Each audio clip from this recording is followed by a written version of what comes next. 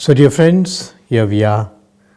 It has been a very eventful week for us, especially with the funeral of our Archbishop Emeritus Alphonse Matthias, and also the happy news of the announcement of the appointment of two auxiliary bishops by the Holy Father Pope Francis himself. I am very happy to once again to connect with you on the screen, and let me begin with the gospel message or the message of the week. We are on the 16th Sunday, 16th week of the year, and perhaps the message is something different, a little special also. Perhaps we always think of something that carries us along, but this message in a way keeps us down or keeps us in our place. I would say two small precepts of our Lord which we have to take in our life, not only in our spiritual life, but also in our physical, our family life. And these two precepts are, if I can just summarize, one is rest a while. Second is compassion. Compassion. These are the attributes of our Lord, which He Himself proposes us. The Gospel of Mark, chapter 6, verse 30 to 34, Jesus Himself perhaps was tired. A hectic day, and He needs some rest. And He prescribes rest for the disciples because they are running like us. I saw a small sort of a plaque put somewhere, and it says, "Speed thrills, but it kills. Speed thrills, but it kills." I think that is our life. We are running. We are so much in a hurry, whether it's the vehicles, whether it's our walking, whether it's our working. We are all so busy that we have no time to each other. Sometimes I watch the crowds at the railway stations and perhaps bus stands. People have no time for each other. They are just rushing. They don't even want to see the interface of the other. Perhaps that's not only for crowds, but also for our family life. How many in our families, perhaps, we have time to talk to each other?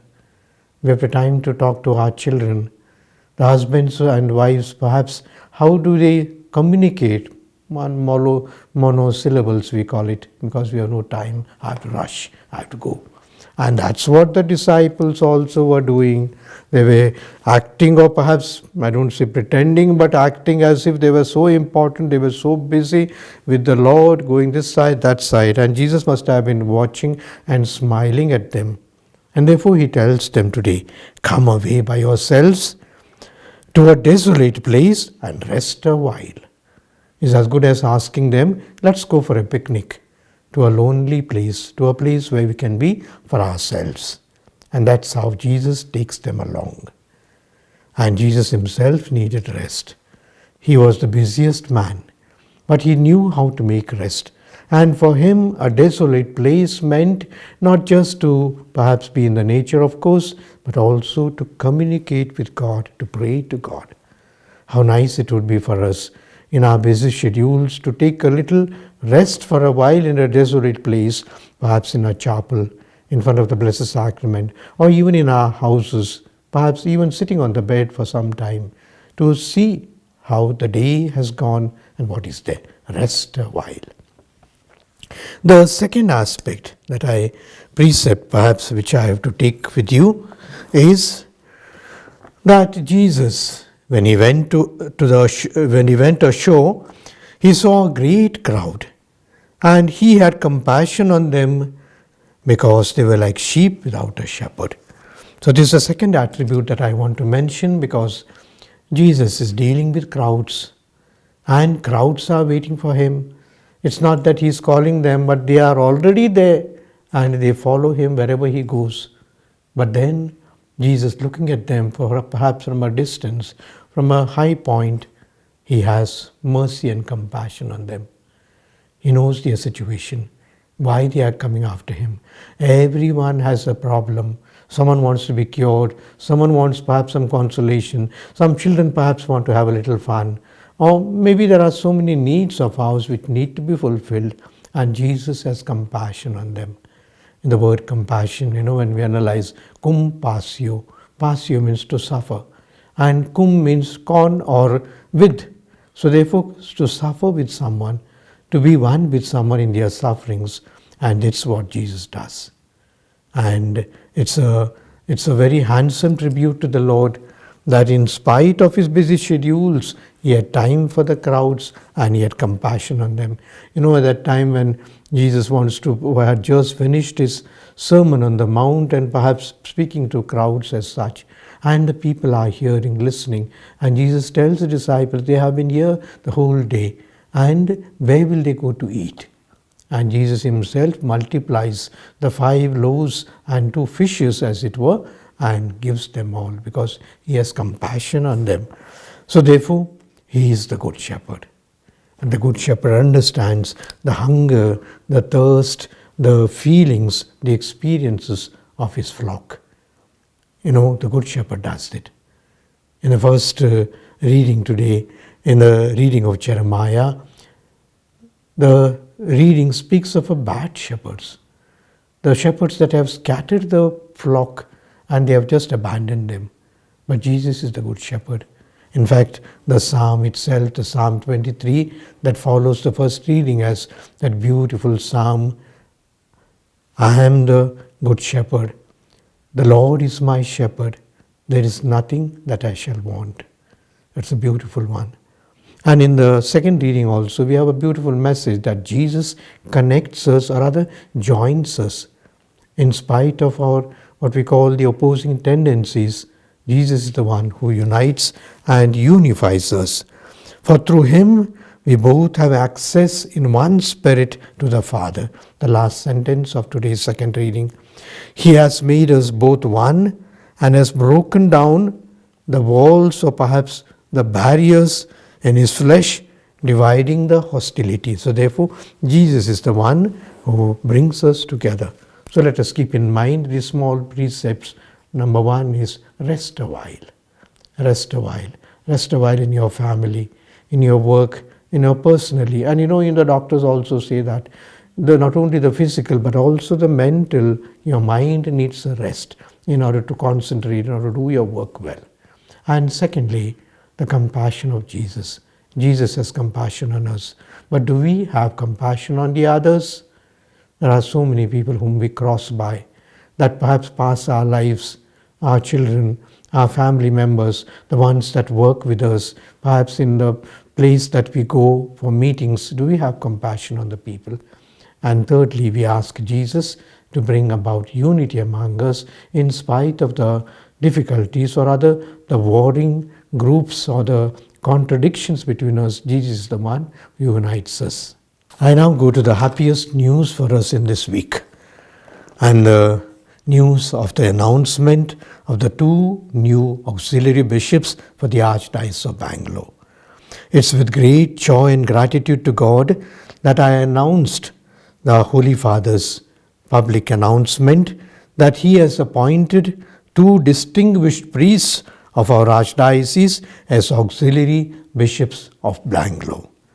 With gratitude to God, we accept these 2 our brother priests, Reverend Father Archbishop Satish Kumar and Reverend Father Suzainathan as auxiliary bishops of the Archdiocese of Bangalore. The announcement, as you know, was made in Rome at about 12:30 Italian time on Saturday, 13th of July 2024, and it corresponds to more or less about 3:30 p.m. our Indian time. And the same was announced by me at our bishop's house, at the Archbishop's house, and to the priests and nuns, about 50 persons, 50 priests and nuns and the others were there, and we all exploded into a moment of joy when I announced it. And we welcome, as you know, Reverend Father Archbishop Satish Kumar and Reverend Father Joseph Sudainathan to their new roles as auxiliary bishops. We extend our heartfelt Congratulations to them and assure them of our prayers. May the Holy Spirit guide them in their ministry, and may their leadership and dedication in this Archdiocese continue to inspire and strengthen everyone in the Archdiocese. Let us keep them in our prayers as they embark on their journey of service to God and the people. We are just about to fix the dates of their consecration as such, taking into consideration the time, the days, the feasts that are coming, and also perhaps the environmental conditions also, the place and time and the date has to be announced. I'm just calling small meetings we will be having this week. Perhaps soon, the meeting with the consultors and the other priests of our Archdiocese. I'm sure you know both these priests very well. They have been part and parcel of our Archdiocese, but I give a short introduction so that those who do not know them and those who are listening to me from long or far away may recognize them. You see the picture of these are priests. First of all, Father Archbishop Satish Kumar, the Auxiliary Bishop-elect of the Archdiocese of Bangalore. He was born on 5th of September 1977 in St. Anthony's Parish, Gudalhalli. Father Archbishop Satish Kumar began his religious journey in 1994 when he joined our own minor seminary. He pursued a bachelor's degree in arts in arts in St. Joseph's College and continued his theological and philosophical studies in St. Joseph Interdiocesan Seminary in Bangalore. He was ordained a priest of our Archdiocese on 2nd of May 2007 at St. Francis Xavier Cathedral by Most Reverend Dr. Bernard Morris, our Archbishop Emeritus. Father Arokiraj has served in many parishes, first as assistant, and then he did his canon law in St. Peter's Seminary and Institute, and after that he was for some time parish priest at Christ the King, Malleshwaram. Later on, he did his doctoral studies in Rome and completed his doctoral studies in canon law. When he came back from Rome, he was appointed as parochial administrator of Our Lady of Lourdes Church, Tumkur, and later became the rector of the minor seminary, that's the Bhakti Bhavan in our Archdiocese. His leadership continued in our diocese as he was appointed as the chancellor of the diocese and also coordinator of the major seminarians and also professor at St. Peter's Pontifical Institute, Bangalore. We wish Father Archbishop Satish Kumar all the best in his future as the Auxiliary Bishop of Bangalore. Father Joseph Suzainathan, the Auxiliary Bishop-elect, who has been appointed by the Holy Father as one of the Auxiliary Bishops, is currently the parish priest of Sacred Heart Church, Richmond Road, Bangalore, and he was born on 14th of May 1964 at KGF.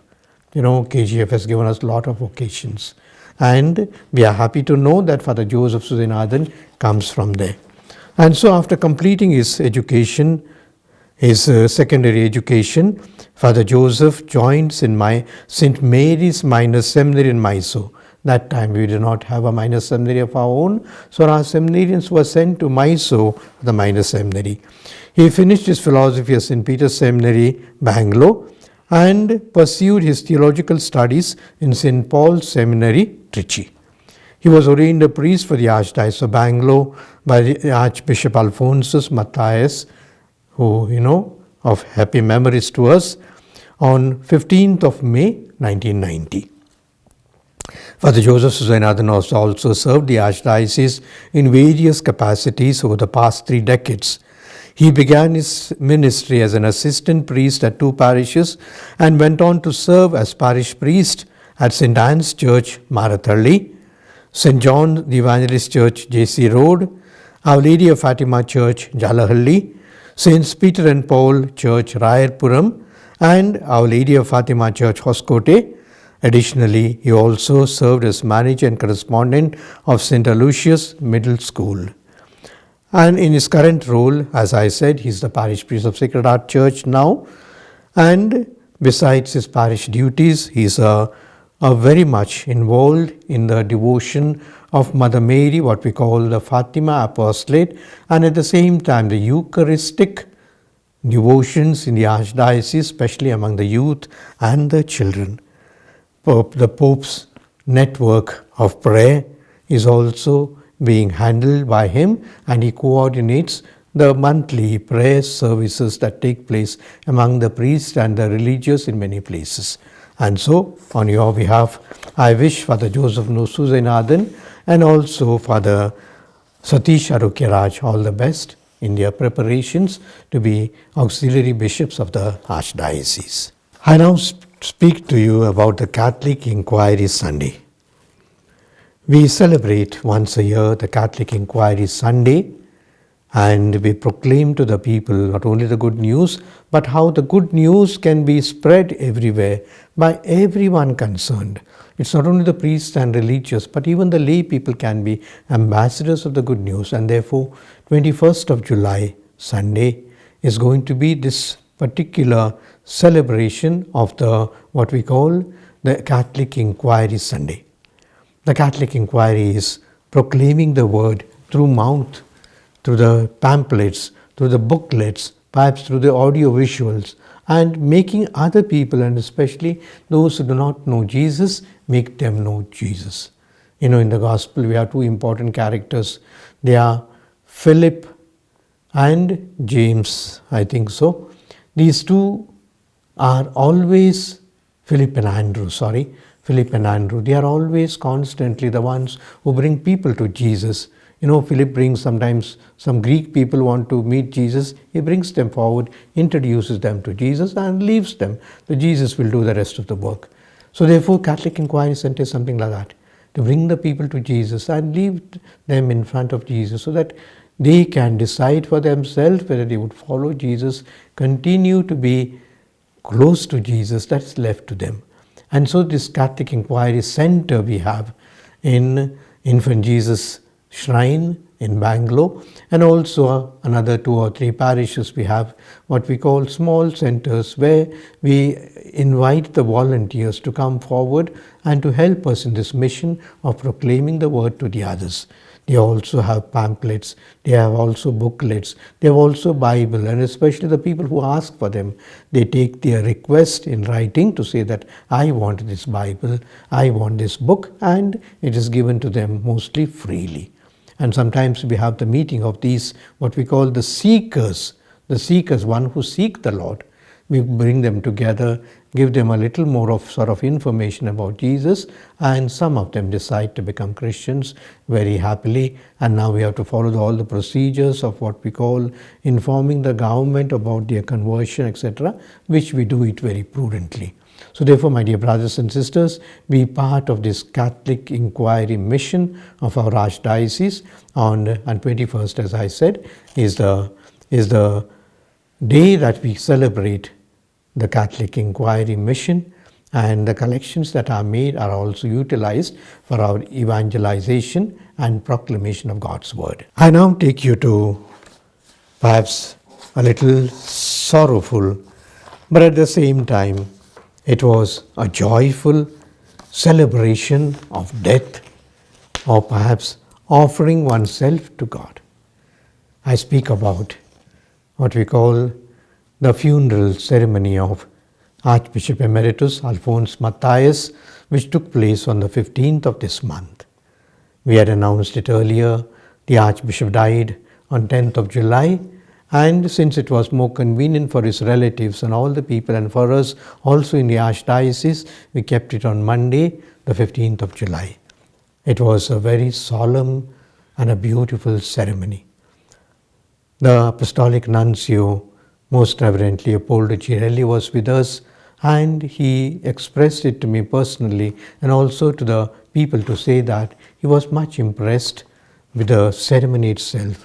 It was solemnly conducted, but there was absolute silence, participation of all, beautiful choir, the readings, the meanings, and though we had 3 sort of sermons in English, Kannada and Tamil, people were just silent and listening. And the final moments of the bishop when we laid him into the grave also were very solemn. So therefore perhaps we have laid to rest a stalwart of our Archdiocese. He was Bishop of this Archdiocese for 12 years that we know, and more than that, he was not only a man of the Archdiocese but the man of the whole nation, because he was president of the CBCI for 2 terms, and in order to pay tribute, the present president of the CBCI, Archbishop Andrews Talat, came all the way from Kerala to pay his homage and was there with us. Our own Archbishop Emeritus, who was very closely connected with him, Archbishop Bernard Morris, was also with us, and about 15 other bishops. So therefore together we celebrate. I said in the introduction that we don't mourn his death, but we celebrate his life, the gift of his life, the gift of his family to us, the gift of his own vocation and priesthood, bishopric and archbishopric. As we know, he was also a man of the church, the universal church. He was one of the few, perhaps they say just now, it may be just about 3 or 4 persons who are alive who attended the Vatican Council, the Great Vatican Council, the Second Vatican Council. And in this council, he not only participated just as one of the attendees, but he intervened in the sessions 4 times in Latin. He made Latin speech in the Vatican Council itself, and therefore he was known all over the world. He was one of the oldest bishops in consecration. That means he celebrated 60 years of his consecration, 70 years of his priesthood, and he himself was 96 years. And we had beautiful ceremony that was televised, or rather that was sent on WhatsApp to all the people, and I am told about 50,000 people watched this ceremony from their houses, from their places, not only here in Bangalore but all over India and also abroad, which means people loved him, people were one with him, and they appreciated all that he has done for us. He lies buried in our own cathedral. Is as good as he participates in all our future activities or perhaps celebrations in the cathedral. And for me, he is, as I said, he is a stalwart. He is a model for all the bishops. May his soul rest in peace. I now take you, my dear brothers and sisters, to what's called the jewel of the Archdiocese. I have been speaking about these jewels. And as I said, the jewels are of different types of our Archdiocese. Some are hidden, some are obvious, some are perhaps big of volume or perhaps in size and shape. There are some perhaps who are very small, but then they still remain as jewels for us. And it could be also certain movements, certain persons who are jewels of our Archdiocese. So today I speak about a jewel of the Archdiocese, what's called the Holy Family Church, Ramurti Nagar.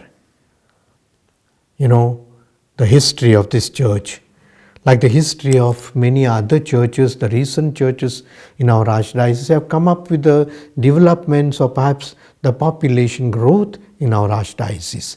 For example, as I said last time, the HAL Church, St. Thomas Church HAL, was born with the HAL factory itself. When the HAL came to Bangalore, the HAL Church also was getting its, I would say, the birth pangs as it were. So also the Holy Family Church began with the ITI factory in Bangalore. It's 1949 on Old Madras Road. You know, it was a township of early employees. Many people came from different places, and especially perhaps from Tamil Nadu, from Andhra. They were very poor people. But interesting, you know, the poor people are the ones who carry the faith and the traditions for them from place to place. Perhaps the people who came from their own places, they brought a holy picture, they brought a statue of Our Lady, they brought a statue of St. Anthony, and that's how the devotion came. And they were always restless to have a mass. That is a common thing about them, because they were so used to attending mass in their own villages, in their own places, in their own diocese. So when they come here, they feel lost. And therefore they were, I would say, desperate to see that the Mass was celebrated to them. So in the beginning it seems the ITI authorities allowed the Mass to be celebrated by TC Palia priests, quite far. But priests from there came, and the TC and the ITI allowed them to say Masses in their cricket pavilion and also sports center. And successive priests of TC Palia, I mentioned the names of Father Gratian, who was supposed to be one of the first ones, Monsignor B. Colasso, Father Lawrence Norona, Father Stanley Vegas, Father J.B. Fernandez, and all these people celebrated the Mass in a small colony, perhaps a shed as such. And the first church started to be born with the people, because they started looking for a place. We can't have Mass permanently in the cricket stadium as such. And they said we have to have a place. But then the diocese also was quite poor at that time, maybe not many resources. And though the bishop, that time Bishop Lud Swami, blessed their intentions, he said, you have to see a place. You have to find a place. And so it seems in 1968, the people gathered together and said, we have to buy a plot, we have to buy a place. And for that, Father J.B. Fernandez, I am told, of TC Palia, he said every family has to give 1 day's earning in a month.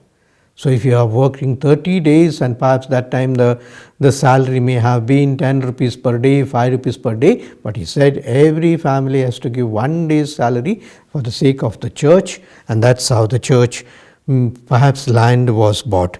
Interesting that the ITI employees and the people that were there who were longing for a church also sold tickets, raffle tickets. Raffle tickets they sold, and that's how they collected the money. And we are told that in 9th of September 1975, supposed to be a great day for the parish, they had the land, they had the church. And so from 1975 onwards, when the new church was started, new church that time, now we have another church, and so the new history of the parish also comes about. The church was named as Holy Family Church. I know it's very interesting for us that we love our families, and this church of Holy Family is something very close to us. It's like it's our own church. And that is how the parish priest, the first parish priest, was supposed to have been Father John Nedumpuran. He was a Salesian priest, and he, with zeal and enthusiasm as a young priest, he collected the people, carried out their zeal as such, and he called the Sisters of St. Anne, and they started their Jyoti Nilaya convent, and also shifted St. Anthony's School to the side of the church. Father John also completed the little things of the church, and that's how they started using the church. He also started the Legion of Mary, both the men and the women, perhaps 1975 onwards, this parish has. So after John Nedumpuram was Father Francis Xavier. We have happy memories of him. He died 2-3 years ago, and from 1978 to 82 he was the parish priest. And the first time, from the Salesian fathers who served many years, the parish was handed over to the Archdiocese, and Father Francis Xavier was the first diocesan priest that was appointed there. The people were increasing, and he also, being enthusiastic, helping the poor people, started what we call a typing institute, perhaps a tailoring institute, to help the poor people.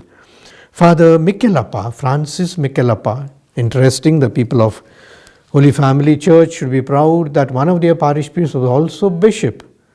Father Mikelappa Francis was the parish priest of this parish from 1982 to 83, but later on, since he was not keeping good health, he sort of withdrew, and later on he was made the Bishop of Mysore.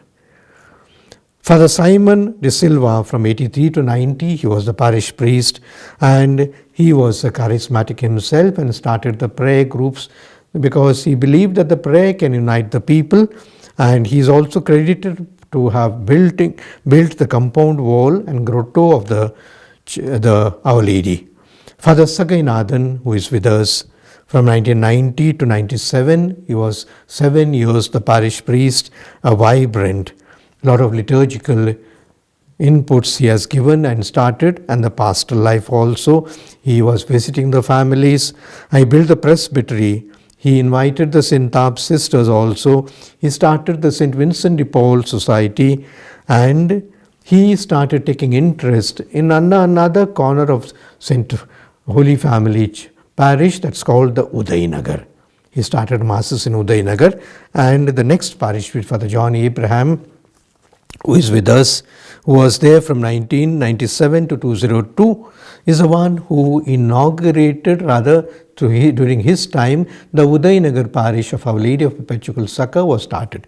It's like the mother giving a child, a new child is born, and I wish every parish also considered to start some other parish, as their contribution, as their, I would say, perhaps planning and organizing.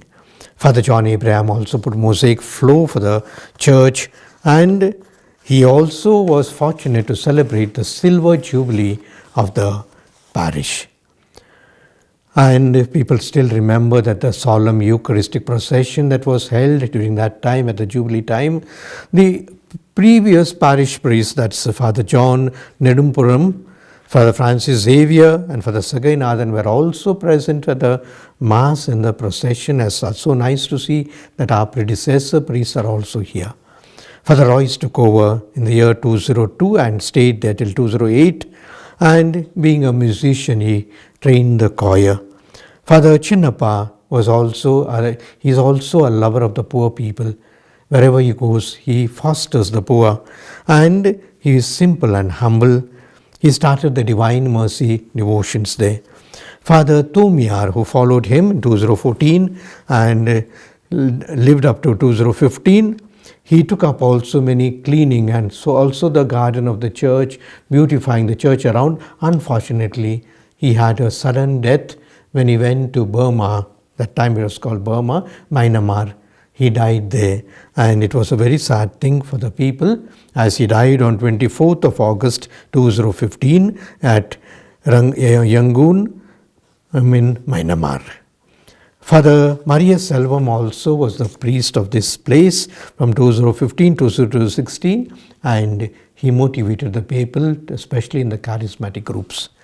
Father Amarnath Dinesh Roy, is the one perhaps will be remembered for a long time because he built the new church.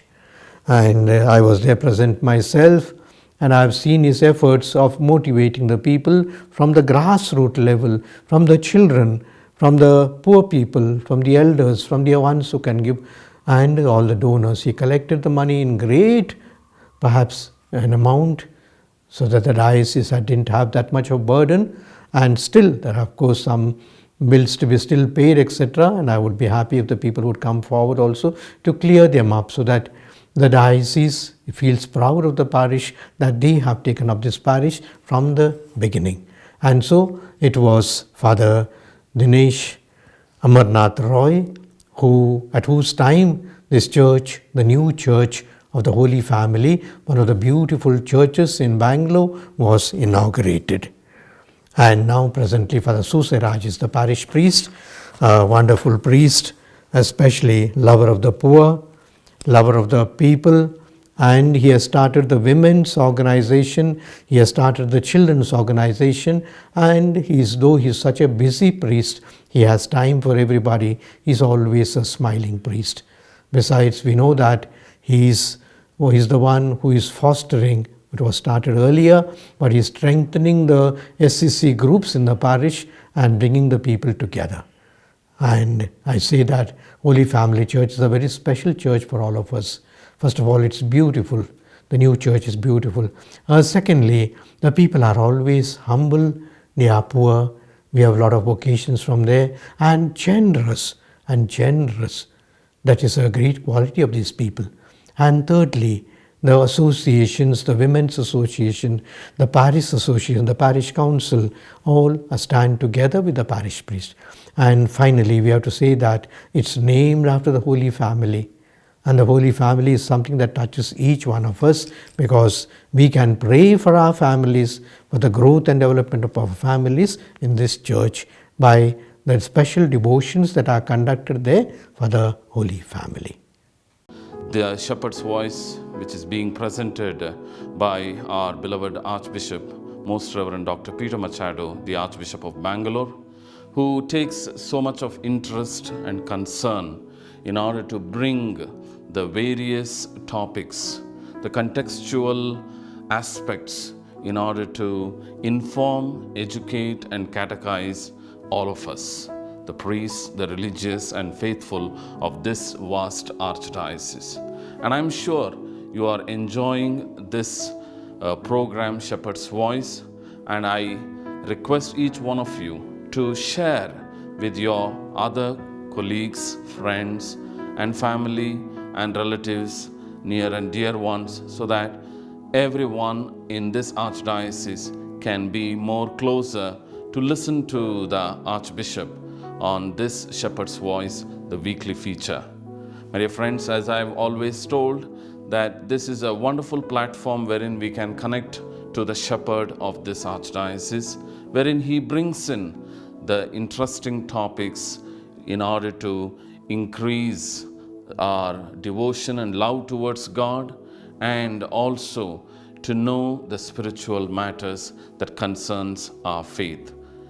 In a very special way, you are most welcome to ask your questions, queries, and you can send them to us at archdblr@gmail.com, and you will also see our mobile number in and through which you can connect with our media center, Ave Studios, and the Archdiocesan Communication Center. Please do write to us your feedback, your opinions. Thank you. Continue to watch and continue to share with others.